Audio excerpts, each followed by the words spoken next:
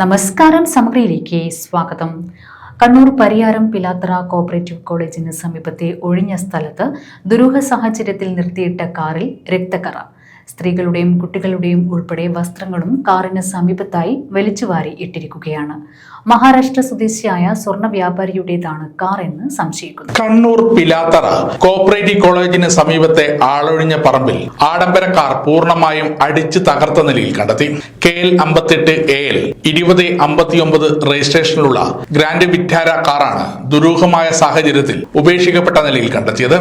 വാഹനത്തിന്റെ മുൻഭാഗം ആയുധങ്ങൾ ഉപയോഗിച്ച് ഇടിച്ചു തകർത്ത നിലയിലും വശങ്ങളിലെ ഡോറുകൾ തുറന്നിട്ട അവസ്ഥയിലുമാണ്.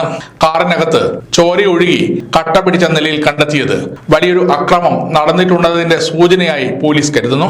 കാറിനകത്തുണ്ടായിരുന്ന സാധനങ്ങളും സ്ത്രീകളുടെയും കുട്ടികളുടെയും വസ്ത്രങ്ങളും പരിസരത്ത് വാരി വലിച്ചിട്ട നിലയിലാണ്.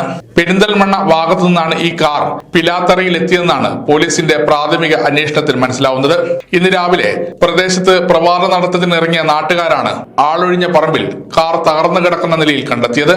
പരിസരവാസികൾ ഉടൻ തന്നെ ലോക്കൽ പോലീസിൽ വിവരം അറിയിക്കുകയായിരുന്നു. സംഭവ സ്ഥലത്തെത്തിയ പോലീസ് പ്രാഥമിക പരിശോധനയിൽ സ്വർണ്ണ വ്യാപാരം നടത്തുന്ന മഹാരാഷ്ട്ര സ്വദേശികളായ വ്യാപാരികളാണ് ഈ കാറിലുണ്ടായിരുന്നെന്ന് സംശയിക്കുന്നു.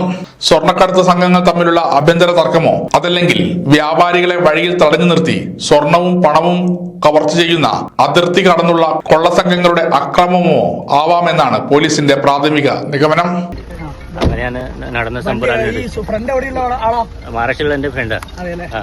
നല്ല സുഖം ഫാമിലി കൊണ്ടുപോകാൻ. അവനുണ്ട്, വീട്ടിലുണ്ട്. സ്റ്റേഷനിലെത്തി. സമഗ്ര ന്യൂസ് കണ്ണൂർ.